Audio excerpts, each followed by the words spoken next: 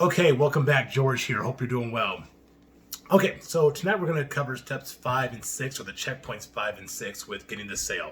Last week we covered step 4, which was spiel accepted. This is what we're picking up with having a discovery call and getting a yes to get the appointment. So just a review from last week. Last week we covered a spiel, which is basically a minute to 2 minute conversation at best that just allows you to tell them what the heck who we are and what we do, so that they would want to have a 2 to 4 minute discovery call.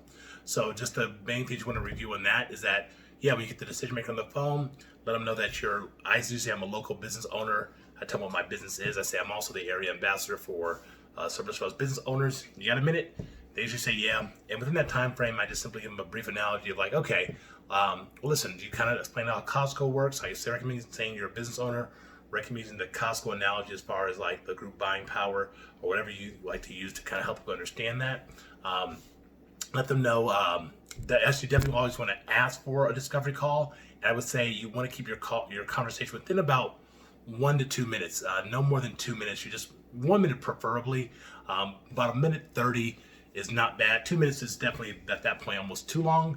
That's when we want to cut off and then see if they want to have a discovery call.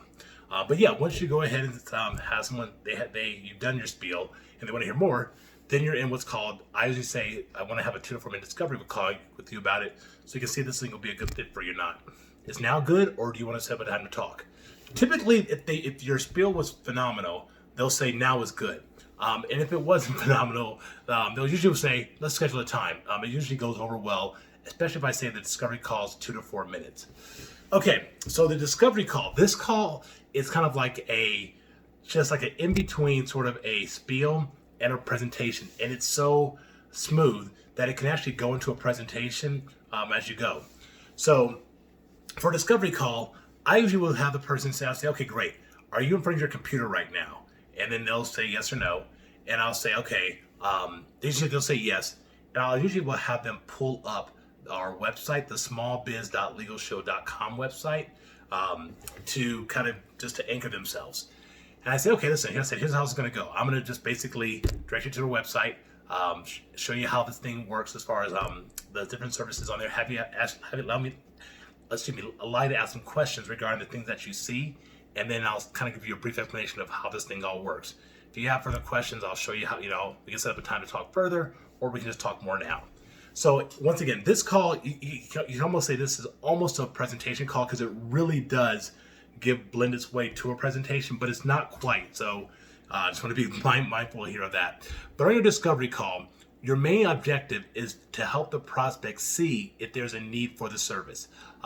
So in this call, what you want to be loaded up with, if you aren't already, is you want to have different stories that are in the back of your mind regarding every bullet point of what our service offers, something like you would in a presentation.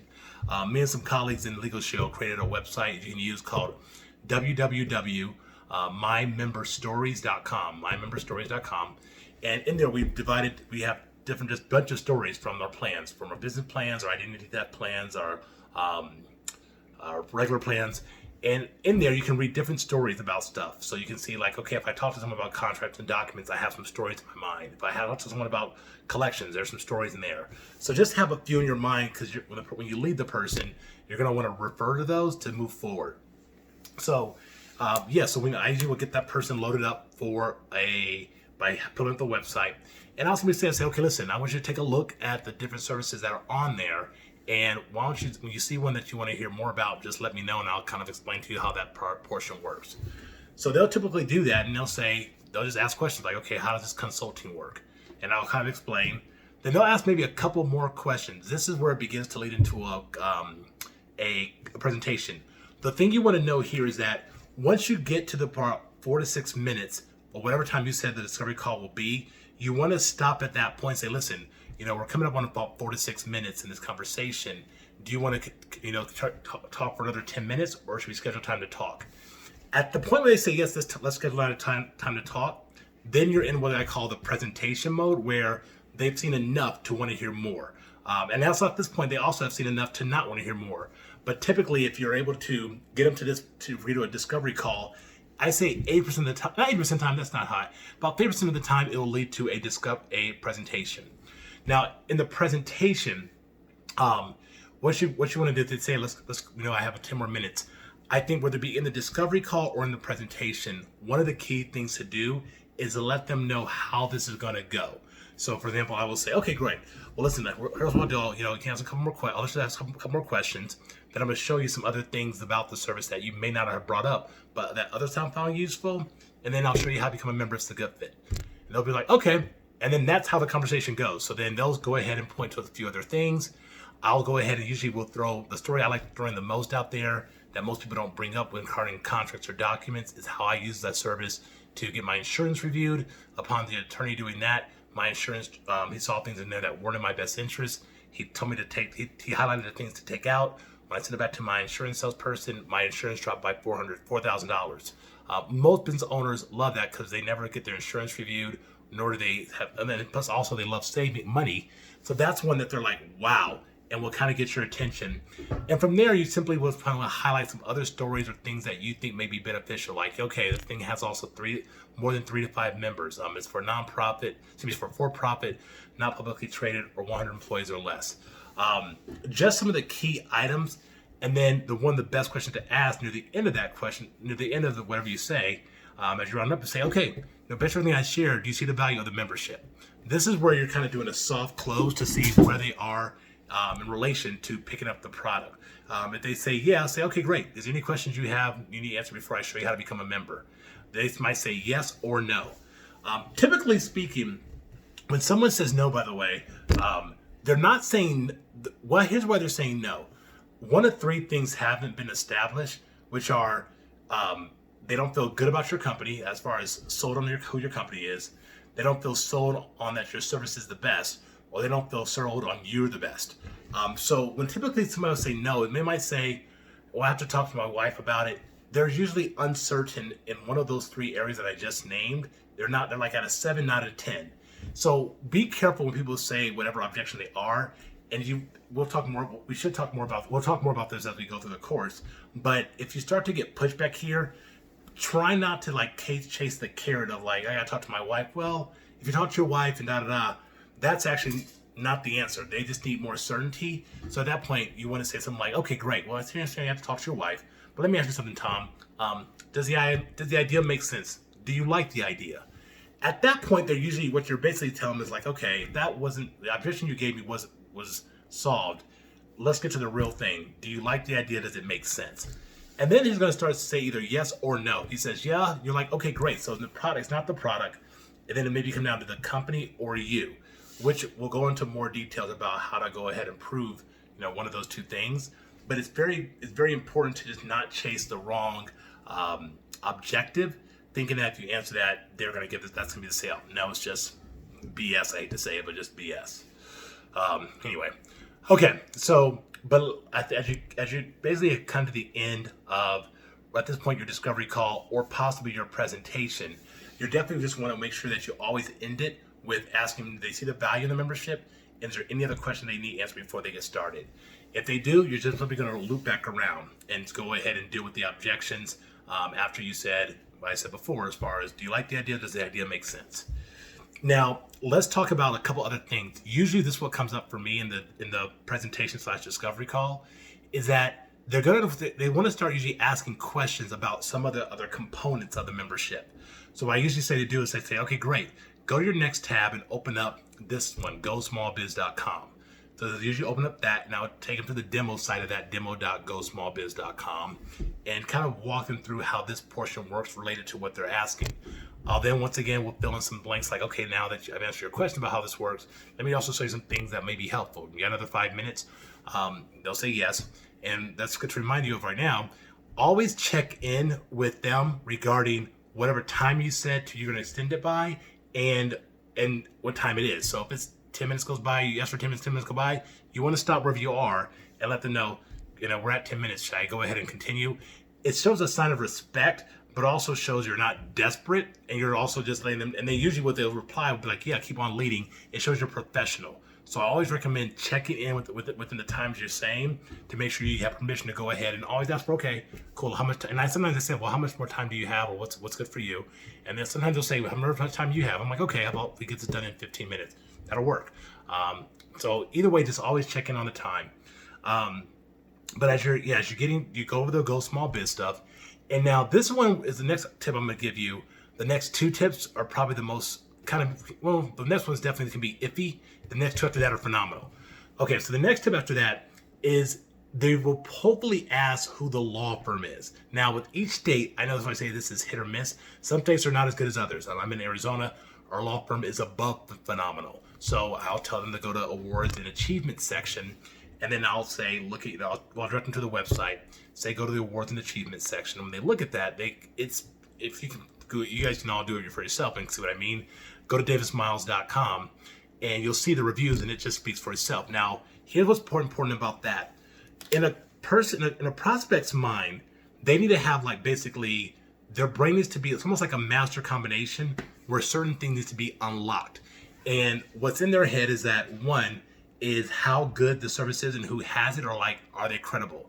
So they might feel okay about Legal Shield, but when they see your law firm, they'll be like, okay, cool. Check box on this is a credible company with credible people. So that's done. And hopefully you covered the service enough to be done. They're like, okay. And the last thing, the entire time you're talking to them, you are basically selling them on yourself. Every time you check in for time, every time you show different features, every time you're succinct with your stories, you're building more validity for who you are as a salesperson, which is the last thing they need to feel unlocked about.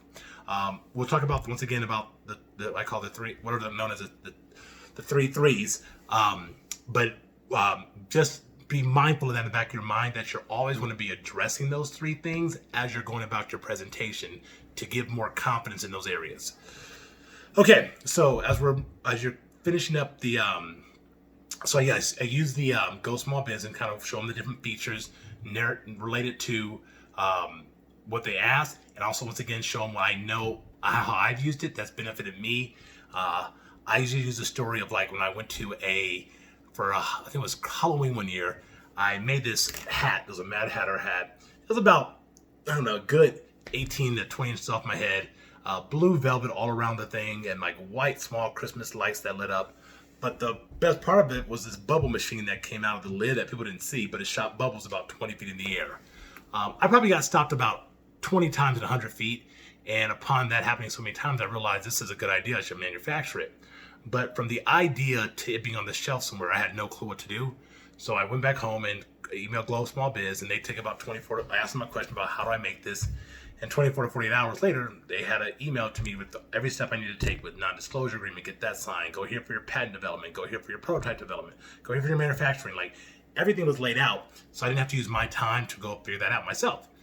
I usually tell that to most business owners, and every single business owner can relate, because if you don't have a business, you should know that there's a lot of time that's spent on just researching stuff and trying to figure out what's best, what's not best. And usually the owner or someone on their staff would do that, but they know now they have people that can do it for them. They're relieved. So that's what that does as far as, that's what that does. So I usually will highlight that. And then I'll tell them to go to the application section. I'll tell them to drop down and open that menu up and ask them if there's any questions about any features they want to see on there that are phenomenal. If they say no, I say, okay, great, let me show you one. I always go to the Human Resources tab. I go to the Policy section, and I say, okay, listen, I have worked with one company where they had to let go of an employee, and the employee went on Yelp and said some bad things about him. And according to the Harvard Business Review, every star you have or don't have on Yelp can impact your business by about 9%. Now, had they been a Go Small Biz member and had that access to our consultants and our HR department, they could have said, hey, what are the top 10 policies you recommend a business having? One of those is something called the social media policy. With that policy, someone can go, the owner can say, hey, you can say whatever you want to, but while you're working here, you can never say anything bad about our company, nor when you leave. And you sign this policy. That way, if someone does say something bad, the business has an upper hand. I usually tell them that story because most every business owner can relate. They're like, wow, I hate bad reviews, especially for my employees, but I know there's a way I can make sure I can stop that. We're like, yep, there you go. So that protects the business owner, and they makes it, I don't have to show them all the features of Go Small Biz, but the consultant piece, the first story I told you, and the policy story are the two biggest ones. After that, I just kind of highlight, most people don't usually ask about the other things. They may say legal forms here and there, and I show them that, and they're like, okay, that's cool, but it just doesn't come up that frequently. Okay. So then at this point, you want to go ahead and then either this is kind of how I end my conversation or segue. I said, was there any other questions you have about the membership? They say no. I said, okay, cool. I asked them, I asked them, do they see the value of the membership? At this point, they should say yes, but they may give you some kickback and say no, or I need to think about it. Now, this is kind of like, I hate when that happens at this point, but it happens. So, and then usually will say, like, I need to think about, can we talk another time? I say, yeah, here's what I'll do. You always want to set up a time that you're going to talk next, whether it be Friday, 2 p.m. But one of the things I want to leave them with are third-party reviews about our service, because those things sell better than anything. So these are the last two things I say I'm going to finish up with on this call. You can either do this in the presentation process as long as you have asked for time and give more time, and if something is said that would have you suggest looking up third-party reviews. So I usually tell people, I'm like, listen, the best thing I tell them, I'm like, listen, and I kind of say in a tone that's kind of frank and that I'm being just authentic. I'm like, listen, Tom, listen, I can show you everything you want about our product, but listen, the best thing that you can do is just go to this third-party review and just look at the reviews of other people using it. It'll speak for itself. Just average people talking about what the service has done for them. Why don't you take a look at that, and then I can follow with you Friday, and we see if this would be a good fit. You want to stay in a very much nonchalant, matter of fact, like this is no big deal. You should just do this kind of tone.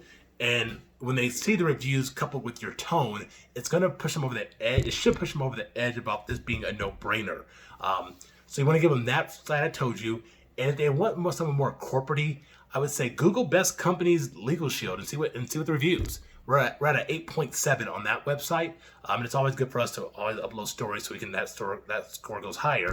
But I would recommend those two review sites. I have those embedded in my email when I send them out to people, so they can always see those. But your reviews are going to do way more powerful selling than anything else we have in our arsenal. Unfortunately, Go Small Biz does not have any reviews, so you don't have access to that. But everything else does. So, wrapping up, you want to go from spiel to the discovery call by asking for permission to go have a discovery call with them. A discovery call should be about 4 to 6 minutes, just asking questions about their business.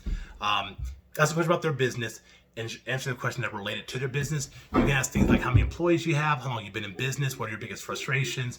Go here to this website. Tell me the different things here that could benefit you from that you want to find out that may get you closer to your goal. You want to just gather as much information as you can about the business in relationship to our service. Once that's done, you just want to check in with your clock, make sure you're not going too long. If they are, just simply ask for permission to talk further or reschedule. They usually will give you about 10 more minutes. You can just ask for that. Once you get that yes, you have crossed the discovery portion in two-way presentation. So then you're officially, you don't have to tell them that, but you're officially in presentation mode where you're now really just going through like the different, not just going through, now you're going through the details of what this does, what it doesn't, the benefits, how many users they have, just all the stuff that you would do in a normal presentation. And then you always want to just ask for the sale. Like, okay, one, do you see the value of the membership? Yeah. Is there anything else I can show you before you become a member? No. Okay. And then you ask for the sale. Okay, cool. Who do you want that to be an authorized user on the account? Get that first. Okay. What's the address of the account? Okay, great. What's the EIN number? Boom. And that's really how I would suggest doing it.